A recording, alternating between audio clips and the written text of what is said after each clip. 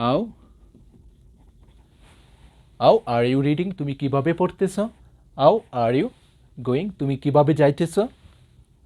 How were you reading তুমি কিভাবে পড়তেছিলে, হাউ ওয়ার ইউ গোয়িং তুমি কিভাবে যাইতেছিলে। আজকে আমি তোমাদের সাথে স্পোকেন ইংলিশের জন্য আরেকটি গুরুত্বপূর্ণ ক্লাস শেয়ার করব। আজকের ক্লাসটির পর ইনশাল্লাহ সবাই ইংলিশটা বলতে পারবো। কিভাবে সহজে ইংলিশটা বলতে হয় তার জন্য অবশ্যই তোমাকে পুরো ক্লাসটি কষ্ট করে দেখতে হবে। ওকে, চলো দেখি। যখন কাউকে প্রশ্ন করি যে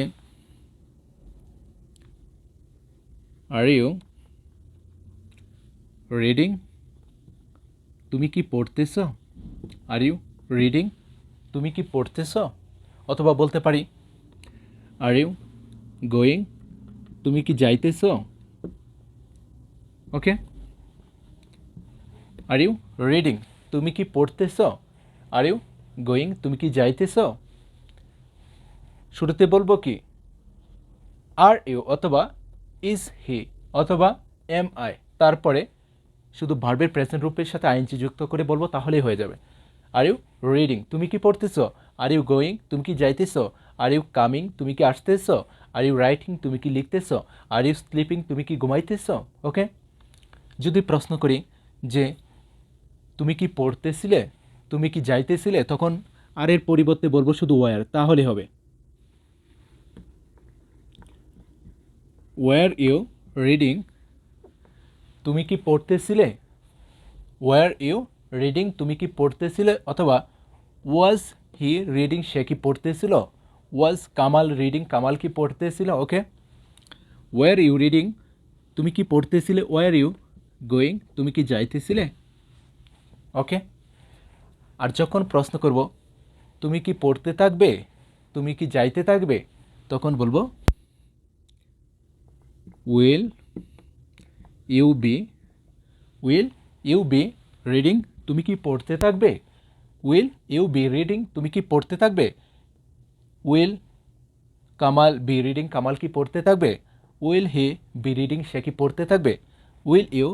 বি গোয়িং তুমি কি যাইতে থাকবে। ওকে, আর ইউ রিডিং তুমি কি পড়তেছ, আর এর পরিবর্তে যদি বলি ওয়ার, তখন হবে ওয়ার ইউ রিডিং তুমি কি পড়তেছিলে। যদি এখানে উইল বলি উইল ইউ বি রিডিং তুমি কি পড়তে থাকিবে। ওকে, এখন যদি প্রশ্ন করি যে তুমি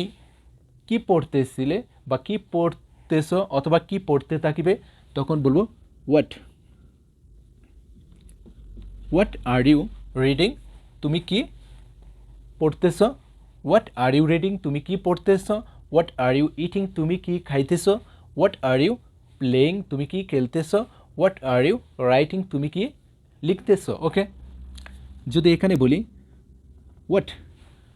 ওয়ার ইউ রিডিং তুমি কি পড়তেছিলে, হোয়াট ওয়ার ইউ রিডিং তুমি কি পড়তেছিলে, what will you be reading তুমি কি পড়তে থাকিবে, what will you be playing তুমি কি খেলতে থাকিবে, what will you be writing তুমি কি লিখতে থাকিবে, হোয়াট ওয়ার ইউ ইটিং তুমি কি খাইতেছিলে। ওকে, এভাবে প্রশ্নগুলি করব। এখন হোয়াট এর পরিবর্তে যদি বলি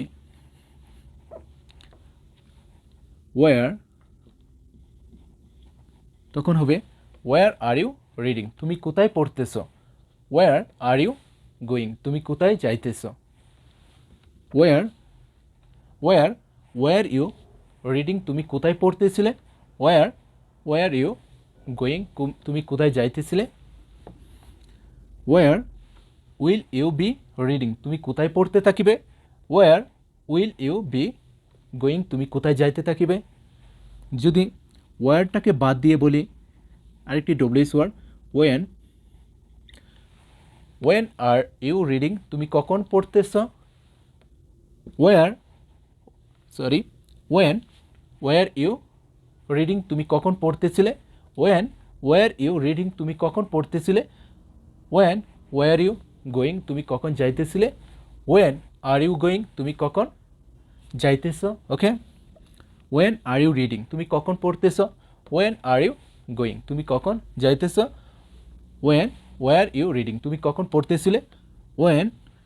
উইল ইউ বি রিডিং তুমি কখন পড়তে থাকিবে ওকে যদি এখন ওয়েনটাকে বাদ দিয়ে বলি আও আর ইউ রিডিং তুমি কিভাবে পড়তেছ আও আর ইউ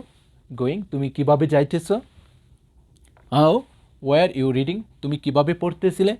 আও ওয়ার ইউ গোয়িং তুমি কিভাবে যাইতেছিলে how will you be reading তুমি কিভাবে পড়তে থাকিবে